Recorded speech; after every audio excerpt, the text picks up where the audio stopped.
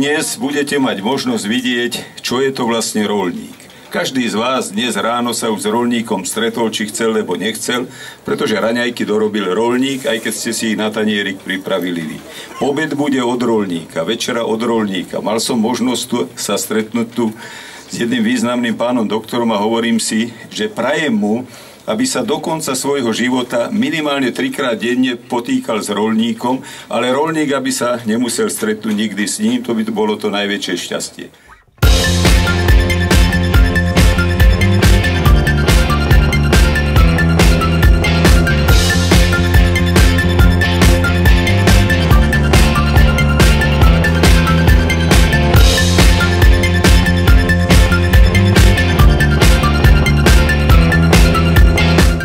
Neohrozeným obhajcom záujmov poľnohospodárov je už roky pán Milan Semančík. Nech sa páči. To, že je záujem o toto podujatie, svedčila aj kolóna, o ktorej som ja takisto strávil niekoľko minút. A teraz už len si poprajme, aby vydržalo počasie a aby sme si odniesli z tohoto podujatia veľa podnetných zážitkov pre naše ďalšie pôsobenie.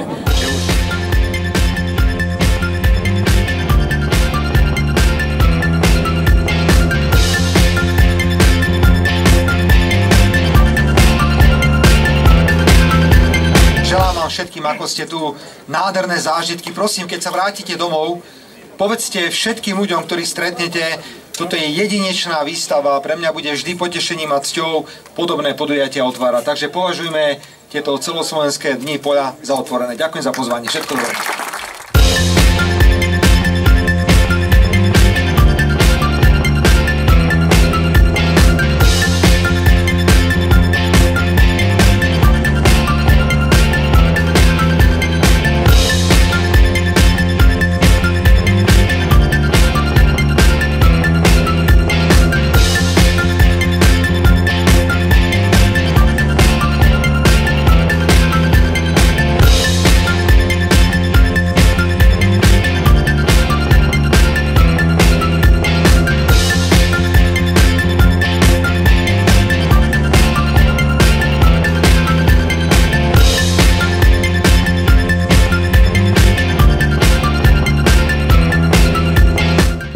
Aby som využil túto príležitosť a aby som sa poďakoval takto verejne pánovi profesorovi Jechovi, ktorý tu stojí tiež na pódiu, a chcel mu teda poďakovať za jeho dlhoročnú prácu, ktorú odviedol v agrorezorte.